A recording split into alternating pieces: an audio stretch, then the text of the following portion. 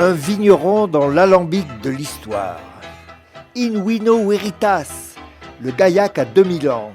Mais c'est le travail des vignerons de ce dernier demi-siècle qui dit le mieux les évolutions du monde et de ses consommations.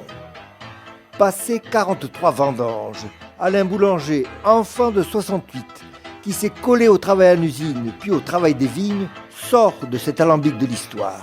Il raconte sur Air d'Otan Gaillac.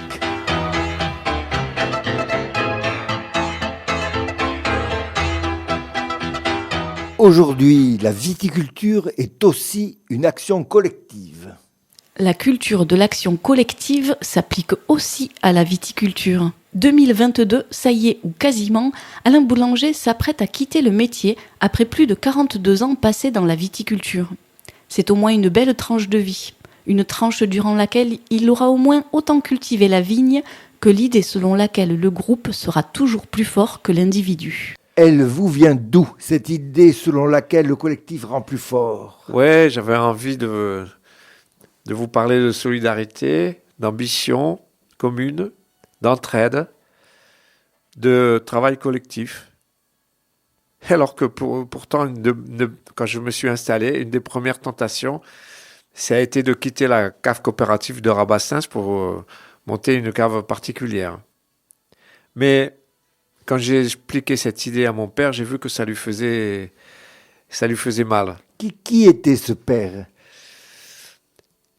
Ce père, après 40 et la défaite, il a été prisonnier militaire dans un stalag en Silésie. Et là-bas, il a été bien obligé de juger dans ce chaudron qui était des stalags, qu'il valait mieux grouper que chacun pour soi. Et 10 ans après la guerre, il fondait une coopérative de pommes de terre en Picardie.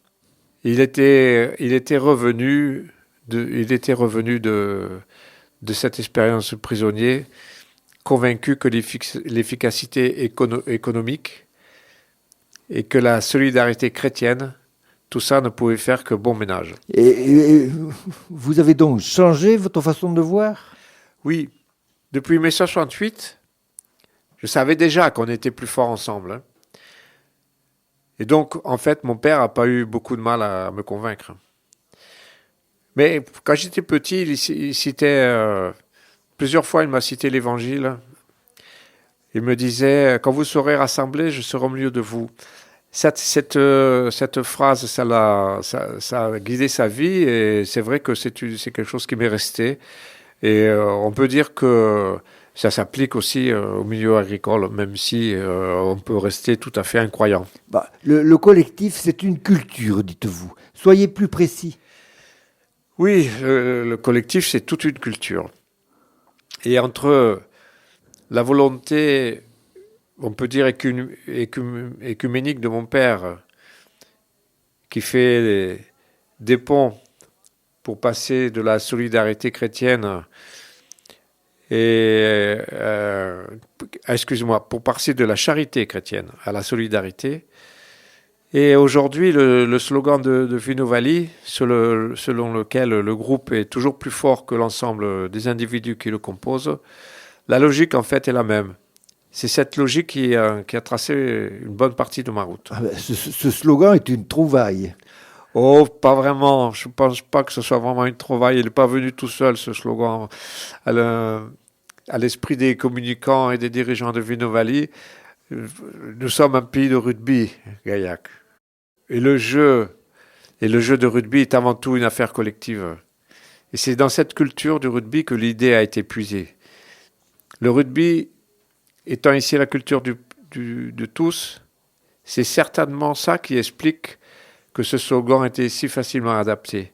Une équipe de rugby, c'est pas un individu, c'est vraiment une équipe. Chacun y a son rôle. Oui, mais même avant cela, vous étiez déjà bien engagé dans l'action collective. Oui, tout à fait. Oui, on peut dire que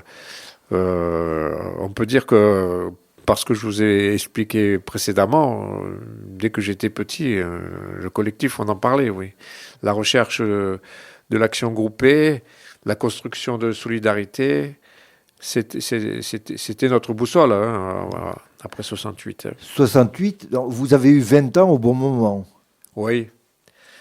Je suis né en 47, c'est sûr, et je suis rentré dans la vie d'adulte en 68. Ça ne pouvait mieux tomber.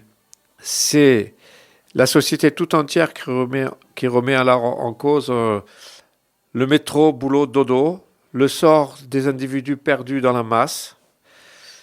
Ce sont les groupes les plus audacieux qui tentent d'inventer ou de défricher des voies nouvelles. Des communautés nouvelles se créent.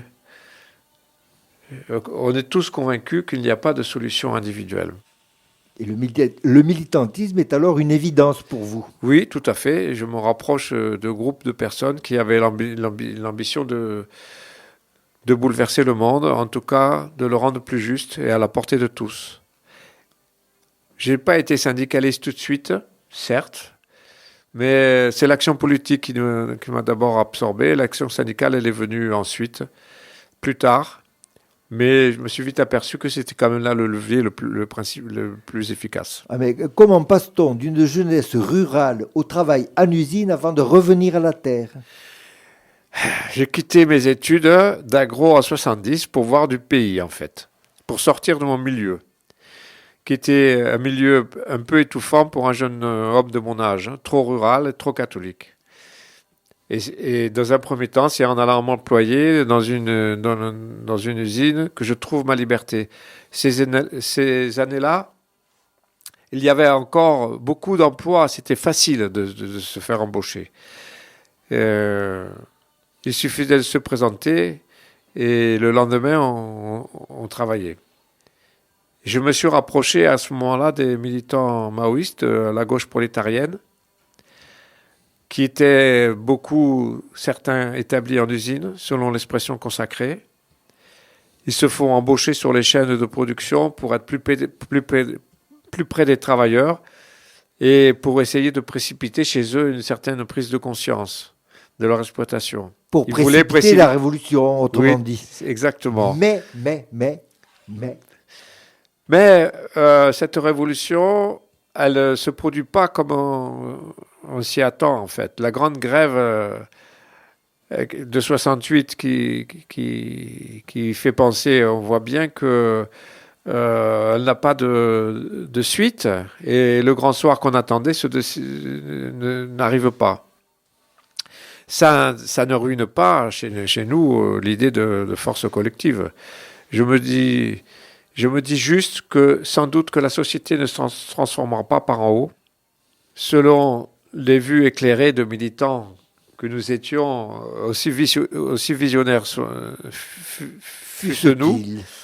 Non, la société se transformera à petits pas, comme un jeu de construction, du fait des initiatives de chacun très pratiques, des anonymes, des gens d'en bas. La conclusion est que...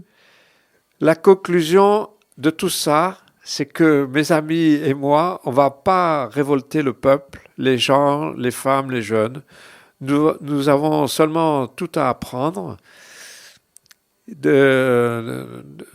gens, des rythmes, de ces rythmes, des comportements sociaux. Je me dis alors qu'il faut reprendre le boulot à la base et je reviens vers la terre, qui est ma première culture et même ma formation aussi universitaire. Hein, voilà. N'était-ce pas une cause perdue pour qui voulait changer le monde? Le monde rural, le monde paysan n'est-il pas le plus rétif à toute idée de collectivité? Oui, alors, c'est vrai qu'il y a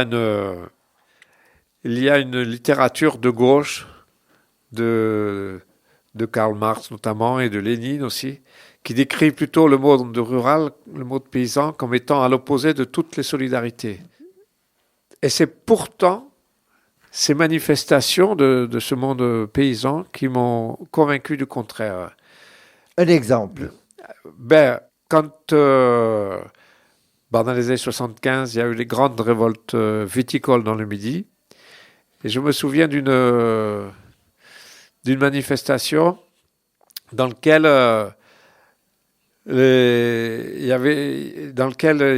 je repère juste une petite banderole, vigneron du Val d'Orbieu. juste simplement vigneron du Val d'Orbieu. Et c'était comme si c'était une affirmation d'identité d'un collectif de vignerons forts et groupés. Et la revendication d'être reconnus juste pour ce qu'ils sont, pour ce qu'ils produisent. Je sens qu'ils sont ensemble et je sens dégager sous ce calicot la solidarité la plus farouche. Et donc vous sautez le pas. Et voilà. J'avais imaginé devenir moutonnier. Moutonnier sur le Larzac? Non, je pensais dans les Corbières, mais bon, peu importe. Puis finalement, je me retrouve à Gaillac en 1977. Originaire d'un pays de pommes de terre, mon père y avait acquis une exploitation de 100 hectares, dont 20 hectares de vignes, sur la rive gauche du Tarn. Et j'aurais assez vite l'occasion de comprendre que le collectif, c'est ça qui fait avancer le monde. Nous y reviendrons.